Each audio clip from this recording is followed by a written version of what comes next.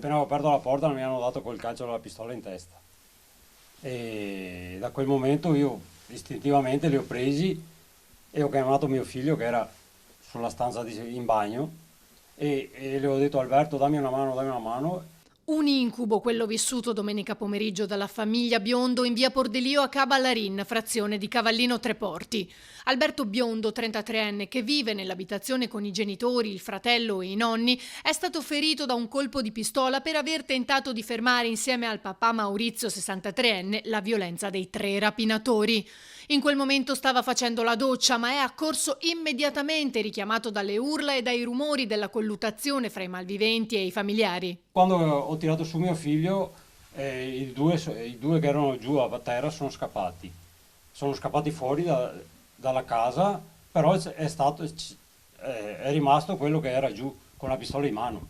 E io da dietro istintivamente l'ho preso e l'ho tenuto duro finché potevo, ma in quel momento lui col calcio della pistola faceva così, dietro mi dava i colpi tutti sulla testa, ero tutto pieno di sangue e dicevo a mio figlio Alberto dammi una mano e in quel momento lui mi ha detto no non ce la faccio, mi mega sparare, e mi hanno sparato e dopo io ho tenuto finché ho potuto e dopo quando mi faceva male la testa ho lasciato, lui è andato indietro e ha caricato la pistola e me l'ha buttata addosso e mi ha detto se non stai zitto ti uccido e ha detto stai zitto perché ti sparo. Erano circa le 18:30 quando i 3 banditi col volto coperto sono entrati da questa porta che in quel momento era semi aperta e da quel momento per la famiglia Biondo è iniziato il terrore. Al piano terra c'erano i nonni ottantenni, poi casualmente è scesa la mamma di Alberto che si è trovata i 3 di fronte. Io ero sulle scale che scendevo dall'alto,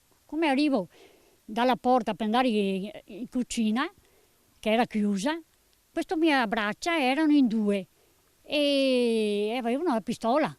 E io chiamavo Maurizio e lui zitta.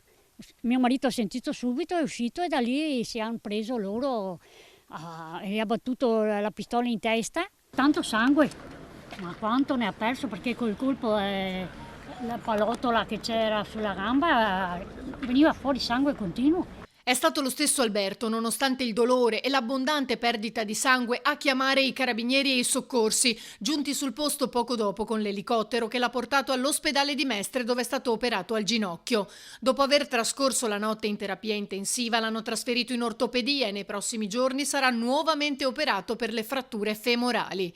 Se non l'avessero scaraventato sulle scale, ha raccontato ancora il padre, almeno uno di loro non l'avrebbe fatta franca.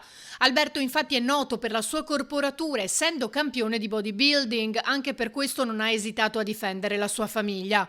Dopo averlo colpito, i 3, che sembra fossero italiani, anche se hanno parlato poco, sono fuggiti a piedi, a mani vuote. Hanno cercato di fermare una macchina con le pistole, ma da quello che hanno detto, però la macchina ha accelerato e è andata via e dopo non so più niente da dove sono andati.